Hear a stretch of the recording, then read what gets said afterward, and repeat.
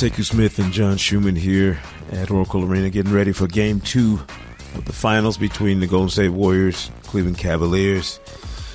John, one thing I like about the final schedule is that you get a couple days after Game 1. Win or lose, you get a couple days to kind of catch your breath, kind of wrap your head around what you saw in Game 1, analyze it a little bit more, not make any knee-jerk reactions to what you saw. I watched the game back on NBA TV late last night and saw like 5 or 6 strange things that I didn't remember seeing, in real time. Klay Thompson's ankle injury. I'm trying to figure out how in the world he played on that the entire game and then played as well as he did. Do you think that, or are you curious about whether or not his availability for Game 2 and what kind of effectiveness he can have after seeing him limp around today here at practice? I think we can be pretty confident that he'll play. The question is his effectiveness. Obviously, I think when you suffer an injury, it might be easier to get back on the court that night than it is to get back on the court a day or two later, just because of the adrenaline or you haven't let it cool off and stiffen up at any point. So it'll be interesting to see how well he moves in Game 2 on Sunday. That's obviously a huge question, and with Andre Iguodala probably out, it does take a hit. The Golden State isn't that deep on the perimeter. They have a lot of bigs, but they don't have a lot of perimeter players to step in. So we may see more of Patrick McCaw. Sean Livingston may have a bigger role. One of the things I'm curious to see actually is more of Sean Livingston with the 4 All-Stars in Golden State. That's a lineup that we did not see at all in regulation, and we talked about it the other night.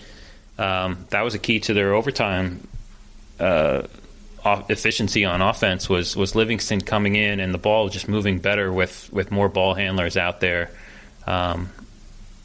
And so that's one thing I'm looking for in Game 2 from the Warriors is, do they go to that lineup with Livingston and the 4 All-Stars? It's a small lineup, and they may get hurt on the boards with it. But it was an effective lineup, obviously, in overtime in Game 1. I really appreciated the perspective that Kevin Durant had on the way he's been playing in these playoffs and kind of how he's struggled, here recently. I feel like Durant has to play bigger. And what I mean by that is he's got to be – remember last year in the finals, he seemed like he rebounded better. He was more of a rim protector. I have not seen that from him to the same level in these playoffs. The scoring, he's always going to score. He's always going to end up scoring a lot of points and handling his business on that end. But it's the thing that, to me, that separated him and set him apart last year was the way he affected games defensively. And I think, to me, if there's an adjustment for the Warriors to make, that's it. Like, he's got to become more of a factor other than just a guy you throw the ball to trying to get buckets. Yeah, I thought I remember last year in after Game 1 marveling at his defense against LeBron James. I mean, he didn't shut him down at all, but he just made it. Made it difficult. Yeah, he's probably as has with his length, his size, and his mobility can defend LeBron, as well as anybody. LeBron, who got 51, part of that with a bad eye and a few points without the bad eye. Right, but now, like like we saw in Game 1 here, that there's just so much switching going on that even though Durant was LeBron's initial defender on every possession when he was on the floor, basically, it didn't necessarily end up that way. But yes, he could be more engaged off the ball, be more of a rim protector off the ball. We saw that a little bit in Game 1. There was a possession I remember vividly where Curry got switched onto LeBron, and LeBron sort of beat him to the basket, and Durant was there to sort of chase him off and make him kick it out late in the shot clock. With offensively, I think there's a fine line between Durant trying to do his thing and then working within the Warriors' offense with ball movement, with player movement. In the fourth quarter in Game 1, we saw too much stagnation, especially when Durant would isolate. And I think that was part of the reason why a 6-point Warriors lead became a 2-point deficit pretty quickly.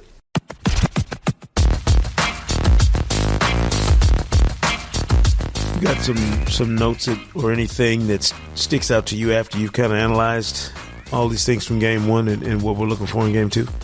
One thing I want to look at is I'd be curious about is the Cleveland offensive glass versus the Warriors in transition. The Cavs outscored the Warriors 21-10 on second chance points.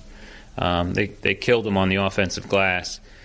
But when you send guys to the offensive glass, you're giving up stuff in transition. And the Warriors outscored them, had 28 fast break points in Game 1. And that's too much for Cleveland. They obviously want to control the pace. They're going to play pretty slow and deliberate.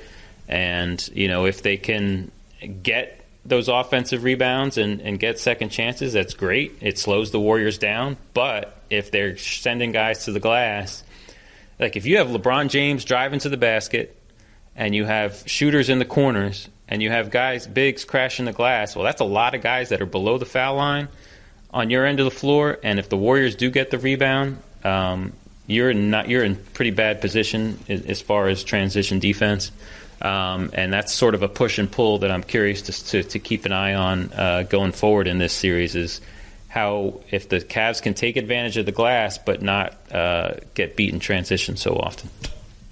We saw J.R. Smith in the hallway. Clearly, he doesn't read social media or listen to sports talk radio, because if he'd have known the things I've been saying the last couple of days, he might not have, get me dap. And but he looked like he's at least, engaged. Like, I was wondering how he would walk in here today, whether or not he'd be trying to put on a brave face or if he, you know what I mean? Like just what his demeanor would be. He didn't look worse for the wear. And LeBron mentioned something interesting, that if anybody's capable of bouncing back from an adverse situation, it's a guy who's had a lot of practice, like JR.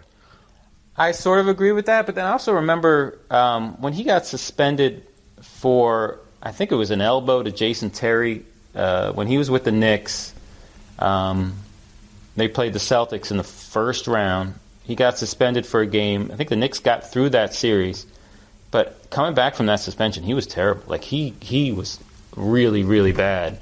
And you think he was pressing, or he was? I think it affected him going forward, and so I'm curious to see how he comes out. Obviously, he's a huge part. Like the Cavs desperately need other guys to make shots. Yeah. I think Golden State, while they were switching and letting LeBron play one-on-one, they were quick to help. So when he attacked, you could see 3-4 guys in the paint, Warriors in the paint, trying to collapse and keep him from getting to the basket. And the Cavs just missed a lot of open shots. Cavs not named LeBron shot 7 for 30 from three-point range. Yeah. So it's critical that, JR recovers from that Jeff Green hits some shots, that George Hill hits some shots. That's obviously a big thing for Game 2. Game 2, the finals, Oracle Arena Sunday. Tune in, ABC, certainly. Check NBA.com for all the coverage. Sekou Smith here, John Schumann in the building, practice, trying to figure out how this thing's going to play out when we get the Warriors and the Cavaliers on the floor for another game. I feel like we've watched these two teams so many times. They only play twice a year in the regular season, but we've seen them so much with these finals matchups. I mean, it's almost like it feels like they play every other week.